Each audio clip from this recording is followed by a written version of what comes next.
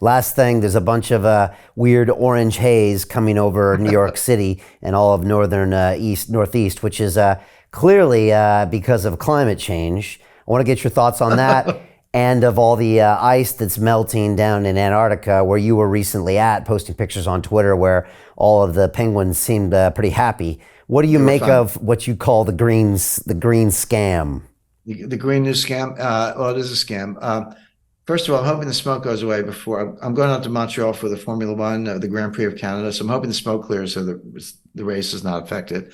It has nothing to do with climate change.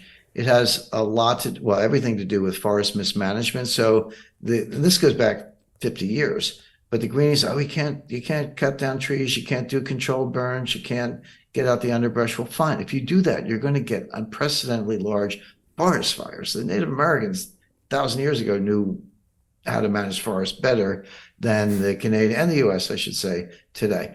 So this is just gross mismanagement of greenies, of the forest, and you should not be surprised that you get these kinds of fires with greater frequency because nothing to do with climate change. By the way, the most recent data, and this is a 10-year study, peer-reviewed, published in a highly reputable climatology journal, shows that the Antarctic ice sheets are expanding on net. Now, some of them are getting a little smaller with LC. Others, Ross Sea, are getting much larger.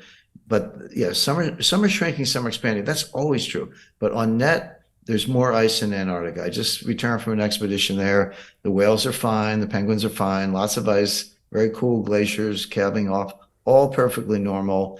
Don't get me started on the UN models. I could spend an hour. We don't have an hour, but the simplest way to assess the UN models, they don't even back test. I mean, how are they supposed to forecast anything? No, take the model as it exists today, go back 10 years where we have the data. We're not guessing. We have the data from 10 years ago. Plug it into the model, and it produces a different result from what actually happened. So these models can't even back test, which is supposed to be easy because you have the data, you know the answer. How are they supposed to forecast? So again, I could go on, but it's all a joke. Well, it's not a joke, unfortunately, because there is no climate change. There is no. Oh, sorry, let me take that back.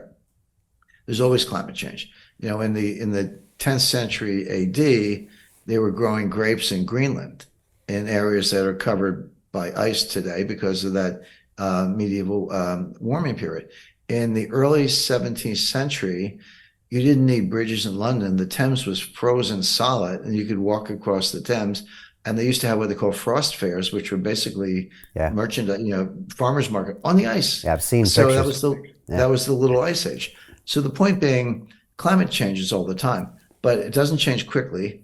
And what is it caused by? It's caused by solar cycles, volcanoes, ocean currents, subduction of higher salinity water under colder, low salinity water.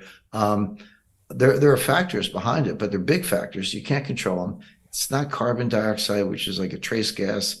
I just blew out some carbon dioxide. I don't feel poisoned. And by the way, carbon dioxide, for those who don't know, is plant food.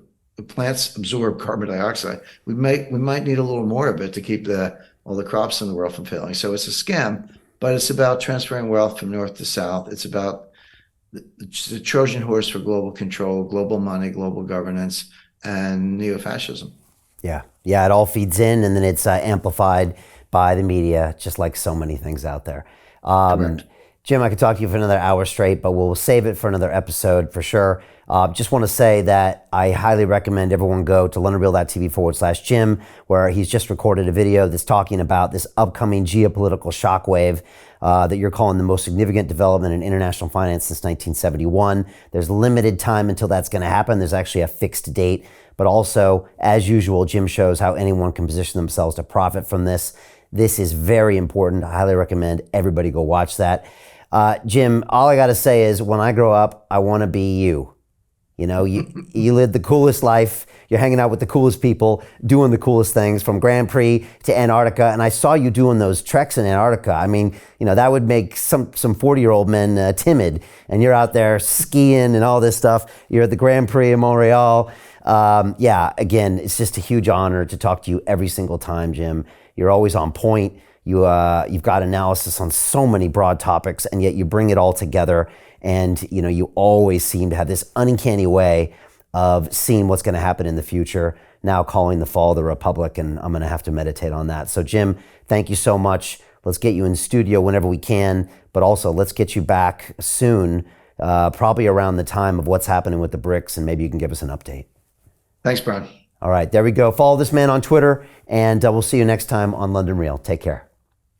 Hey, it's Brian Rose, founder of the DeFi Academy. I've told you my 4-week crypto bootcamp is amazing, but don't take my word for it. This is what my students are saying. The DeFi Academy was an amazing experience for me. It took me totally out of my comfort zone. In this course, I was challenged, I was held accountable, and pushed to do things that honestly weren't always easy. It's been phenomenal, and I can't believe we're already up on our 4 weeks. It has flown by. Going through this DeFi accelerator by far was one of the best courses I've taken. You do this course, you really get into the nitty-gritty of the activities that will make you comfortable with decentralized finance.